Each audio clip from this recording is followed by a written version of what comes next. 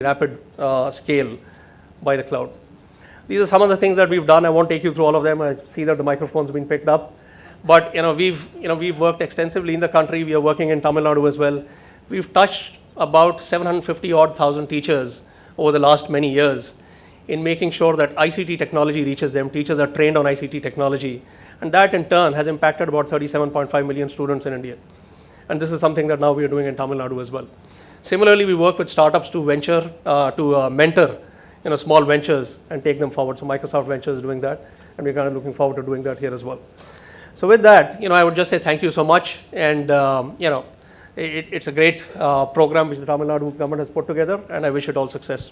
Thank you very much. Thank you very much, Mr. Gill. Excellent presentation again. So after looking at all these sectors, we came to e-governance and the importance of cloud. There's no doubt that cloud technology has really revolutionized the way e-governance is going to be happening. And it's a big blessing that we have this cloud in place. We're absolutely technology agnostic. We don't have to bother about so many issues related to procurement and stuff like that. And so I think it's a very good start-off point for the next presentation, which is basically from Mr. Tyagi, Dr. Tyagi, who will be talking about what the government has, or the central government has in store for companies which might like to operate out of India, including the policy support systems and of course the STPI parks all over the country. After this, we will have a short question answer session, and then we will conclude with the minister's address.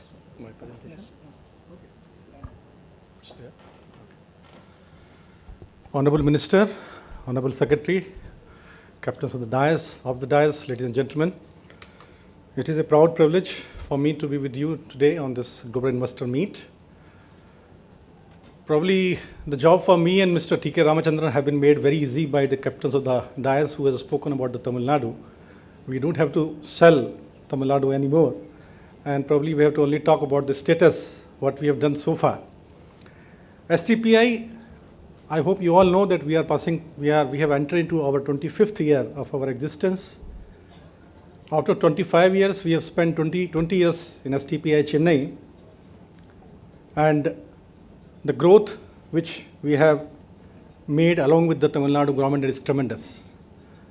As Mr. Jain said, that when we came over here, probably we were never thought that we will be able to make this much of progress in such a short time as far as the IT and ITS exporting industry is concerned. This one.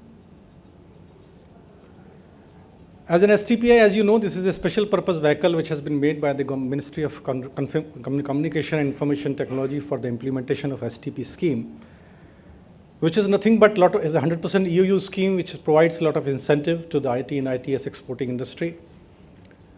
This is the special purpose vehicle which has not only been made as a regulatory body for the IT and ITS exporting industry, but we has been given a different role also as an infrastructure provider.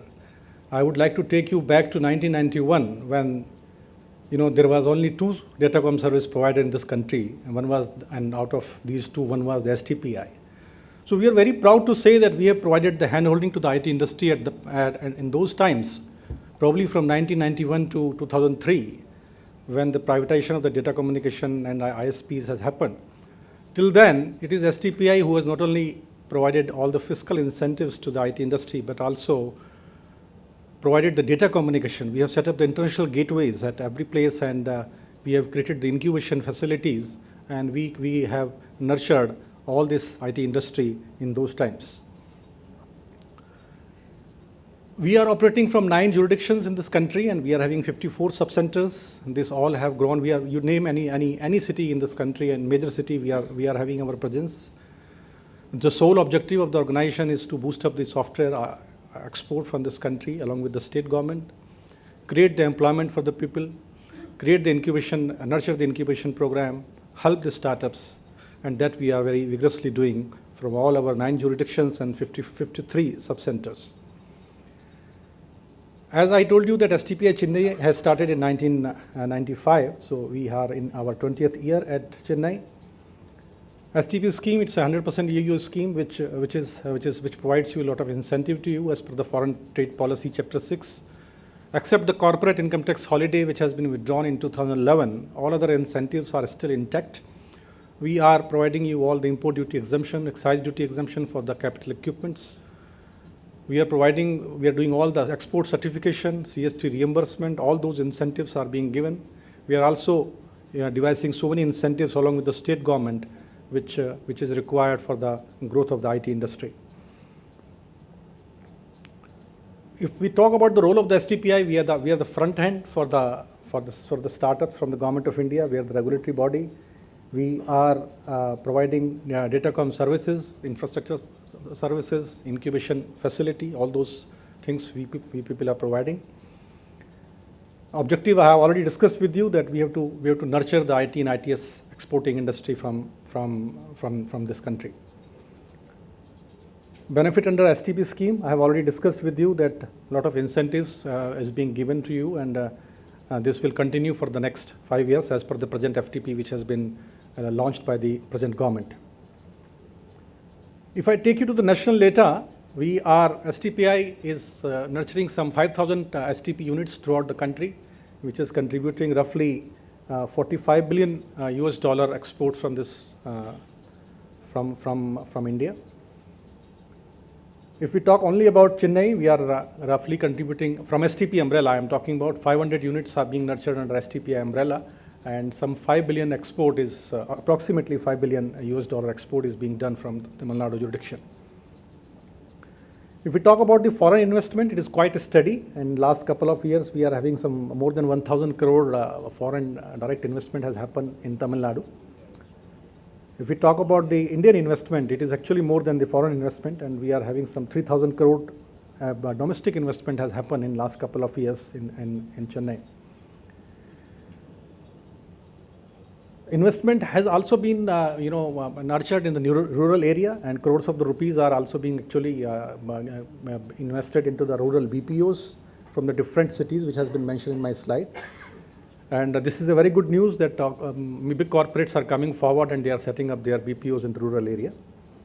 And we continue to request them to do that so that we can reach to the rural part of our India also and bridge the digital gap, the so-called digital gap which is there. As I told you that 500 units are working under the STPI umbrella, and more every month we are having some 5 new units which are registering with STPI. The export is more than 33,000 crores from Chennai jurisdiction. If we talk about the area of expertise,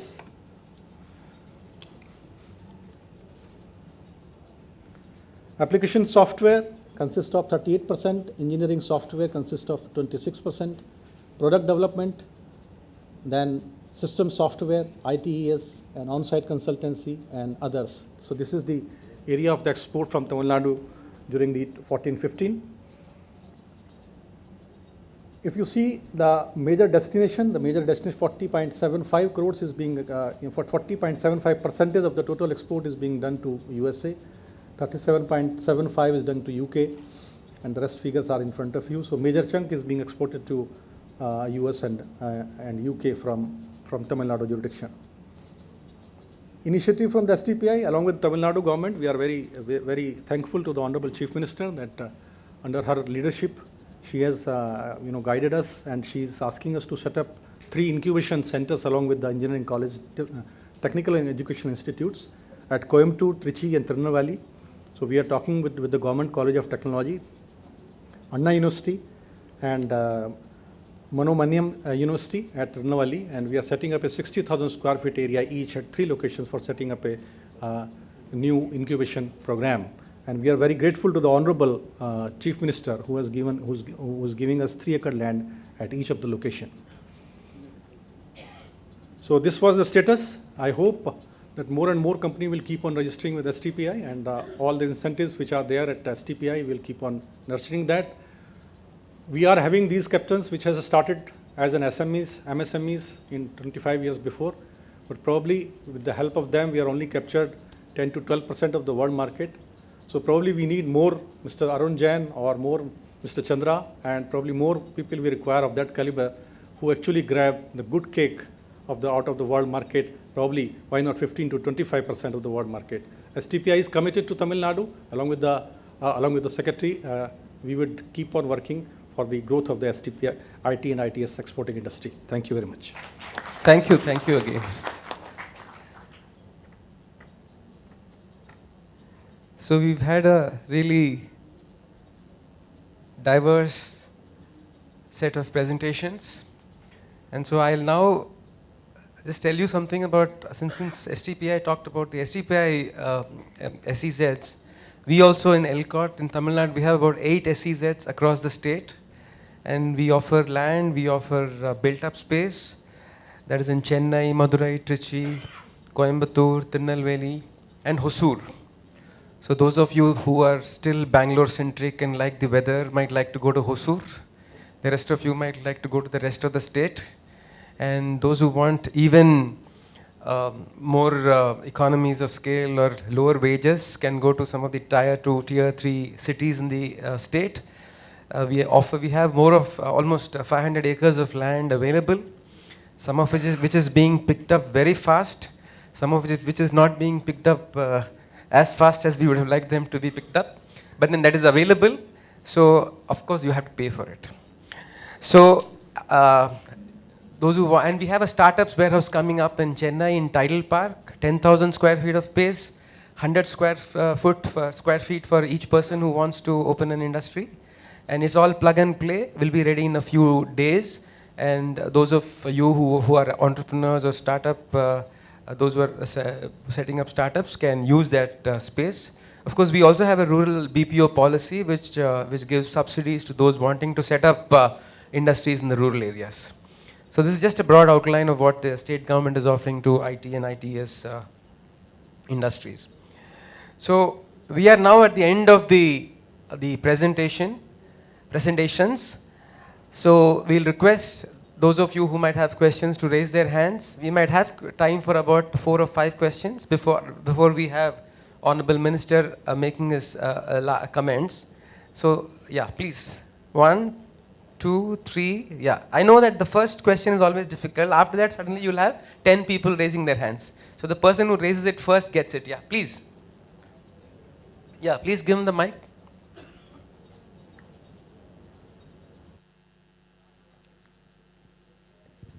Good morning. My name is Subramaniam. I'm heading an export company and exporting pharmaceuticals to about 23 countries. I traveled to about 45 countries, where mainly in Africa and some of the Southeast Asian countries, there's a tremendous potential for this kind of software exports.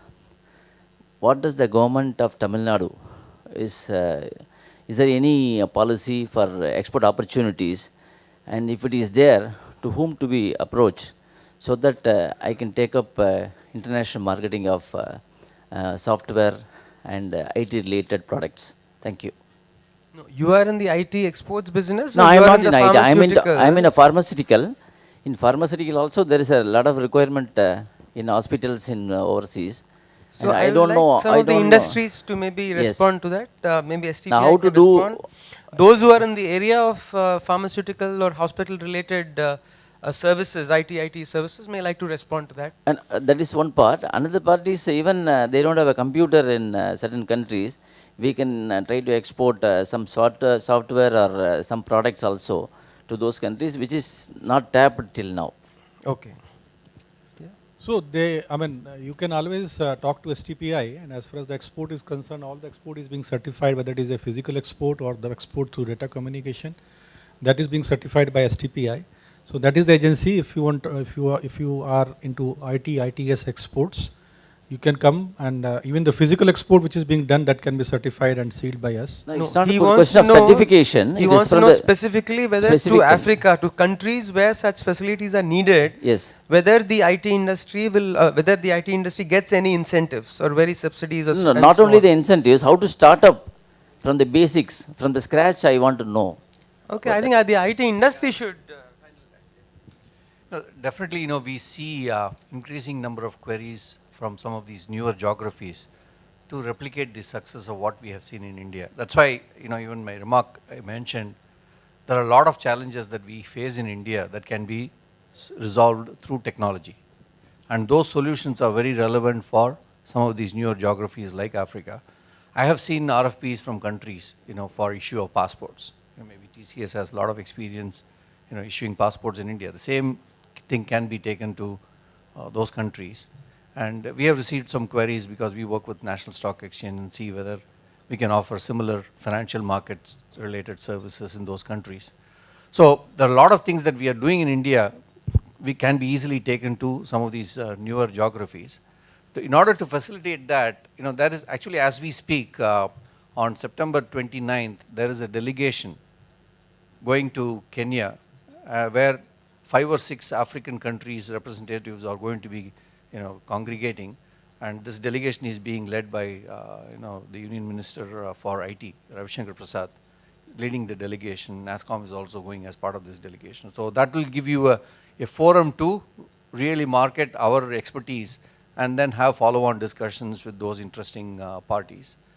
And NASSCOM, we are also setting up a social media network, because there are some areas where it will be very difficult for you to find out who is interested. Somebody may have experience working with some of the African countries. So how do you get in touch with those people, learn from their experience? So we are actually setting up a social platform for you to collaborate and learn from each other's experience. So that will also really help you to establish your presence in some of these newer geographies. So there are initiatives that are currently underway.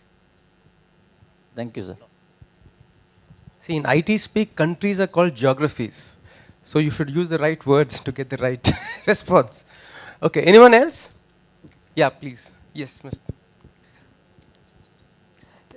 My name is Shanmugavel Shankaran. I am a first generation entrepreneur. All of you may be pleasantly surprised that we are supported by Tamil Nadu government through a new entrepreneurship cum enterprise development scheme. In fact, the whole of this IT product setup got stabilized through Tamil Nadu government's first fund what they gave.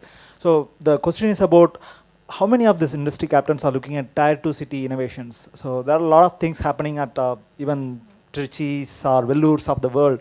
I think how keen you guys are about supporting or even setting up bases, eventually coming and trying to take it to the world.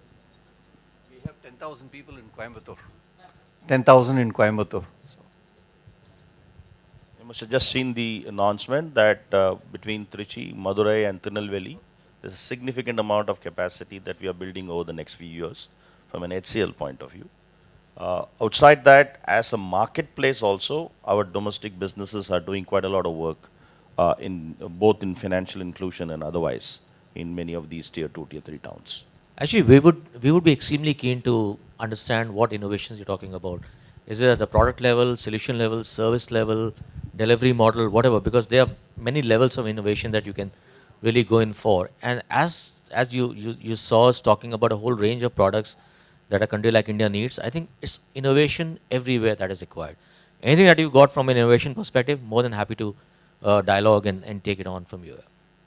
Actually, we are a product company based out of Vellore, but we have gone global and now we are present in US and Singapore. So there are a lot of things which can be done at a tier 2 level. A lot of guys like Vijay Shekhar Sharma from Paytm have proved, been there, done that. So probably the service industry has there is some investment happen on the Coimbatore side or some pockets of Madurai, etc. But we started looking at Tirunelveli. Yesterday the announcement was great to kind of see Shiv Nadar coming and committing to Tirunelveli. So like that, how many of the industry captains are kind of thinking about Vellore or Trichy or many more cities which also has great pockets of talent? So look, I think the way to look at it is not about innovation in Vellore for Vellore. It's about innovation in Vellore for the rest of the Indian market as well as for the global market, and that really is going scale.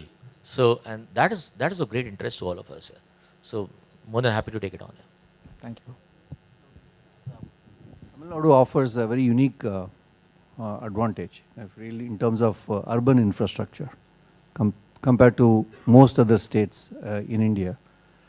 Add to that, with the educational infrastructure that is available around the country, both of them, jointly offers immense potential for this industry to spread to tier 2, tier 3. That's why I said, Cognizant, we are about 10,000 plus people in Coimbatore. Recently, I visited my alma mater, REC, Trichy, where again, within the institute itself, they have set up some labs And many of the students who wanted to start on their own, they have successfully did some R&D work along with the faculty members there, and some of them have launched their own firms, which are very, very famous around the globe now. So the educational infrastructure will drive innovation. The supporting ecosystem will nurture those innovative ideas. I'm sure you will see a lot more things happening, not just in Chennai, but around the state. Good morning. My name is Sendil Beel. Actually, I am running a IT enabled service company in Chennai, and it is having the full infrastructure available. I am ready to give about 100 for 100 people this job, also IT enabled services. Only thing is, the industrial giants, IT giants sitting in front of me, they can help some projects, IT side or IT enabled services. Point one. Point number two. Recently, Government of India has announced 11 cities in Tamil Nadu is going to become smart cities. My native district, Tanjore, that is also one among that 11 cities. Now, I am ready to give about 10 acres of land in Tanjore ready. If government or private investors, if they are ready to they invest for IT side, data centers or anything else, then to whom I have to approach actually?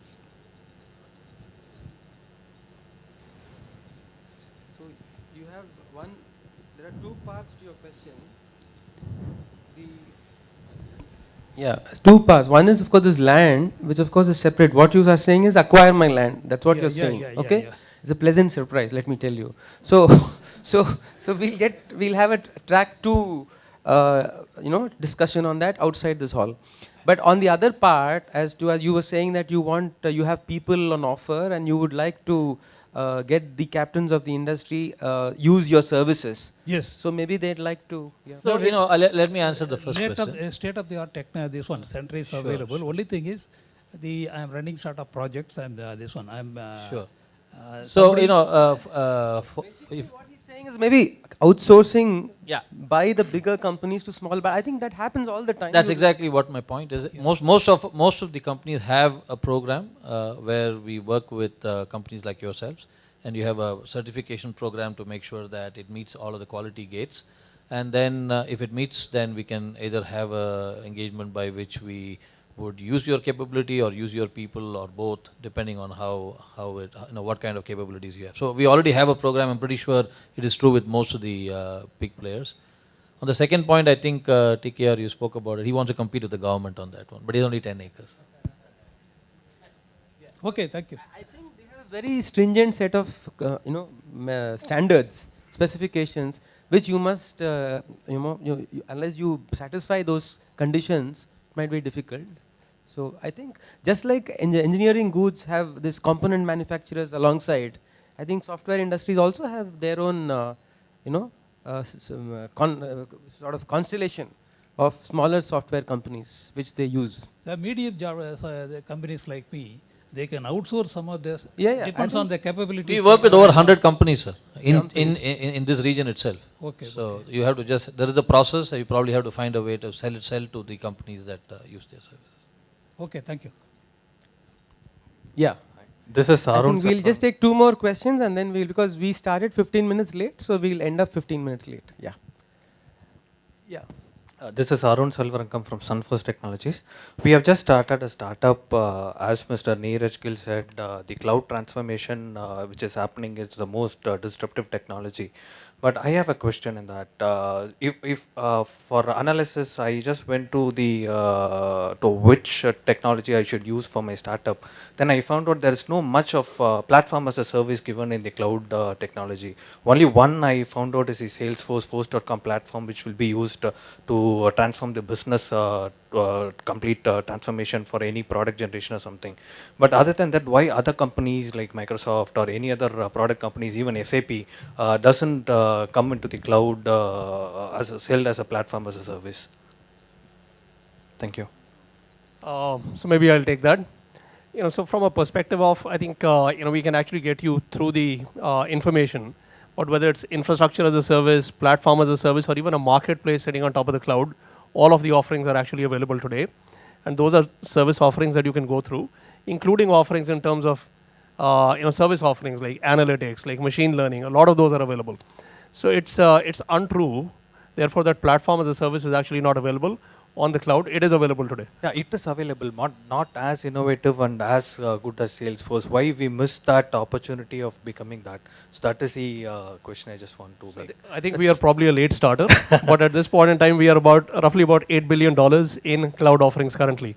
So we are at this point in time a world leader in that. But I'm happy to get you offline, take you through the entire service offerings. You can take a look at what those offerings are and how do they meet your needs. Sure, thank you.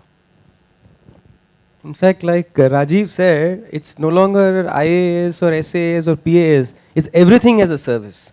So you might like to look at everything. Yeah, one last question? I think that gentleman, yeah. He was there. He has been asking for a long time. Yeah. My name is Levin Fernandez. And we always give way to the younger generation. Yeah. My question is to Mr. R. Chandrasekhar. What advice would you give to young people like me who are planning to invest in startup IT firms? Would you care to elucidate on 2 to 3 points? Definitely, there's no better time for you to venture on your own. As I was mentioning in my opening remark, there is a need, there's an urge amongst people like you to do something very different, and there is an ecosystem that is supporting your ideas, right? So everything is coming together for you to make a start. There's no better time. So what are the things that are available to you? If you have the right idea, and you can definitely take it up to some of the angel investing firm who are early investors in the company to fund your idea and give it some shape.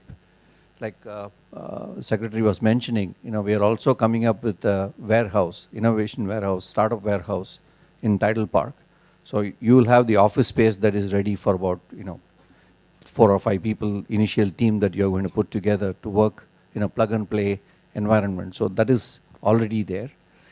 And then there are also mentorship that's available. NASSCOM 10,000 startup program, that's an initiative. So you can get in touch with people in NASSCOM who can really assign some mentors for you. And then there's also other organizations like TIE, that's supporting these young entrepreneurs to venture on their own. So they will provide the mentorship and assistance and guidance that you need to run your firm. So I think all the help that you need to successfully venture on your own is available today. It was not there probably 4 or 5 years ago, but it's all there today. All you need to do is contact the right people, right organization, and you'll get all the help you need. So, thank you very much. So thank you very much. Sir, you want to make your things? So, okay, quick point, because we always defer to the older generation. Yes. My name is Ramurthy. I am the convener of the Corporate Social Responsibility Panel of WICCI. IT and ITES, the technology is being taken right to rural areas. And there are a lot of uneducated literates in rural areas who should definitely be given an opportunity through the transfer of technology down below. The people here can perhaps think of how to take, at least as a CSR measure, these technologies to the urban area, to the rural areas instead of only the urban areas. People like him giving an offer. Yeah, I think so. Anyone wants to do on?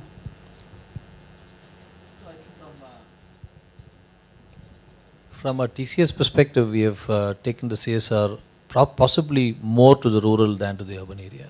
We have a program called the Adult Literacy Program, which basically teaches adults how to recognize words and know a vocabulary of 1,000 words. We do it through a digital program.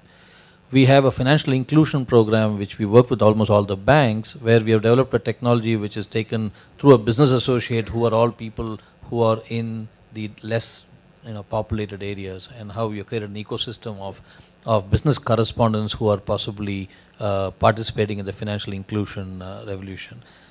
We have a program called M-Krishi, which is a program which is developing software for farmers and how we can get real-time information through a mobile platform. So there are quite a few initiatives which we take. Many of them are CSR related, many of them are subsidized to a different level. So we continuously look at the very large section of, I would say, computer illiterate society of India, and it's part of our mission to give back to the society.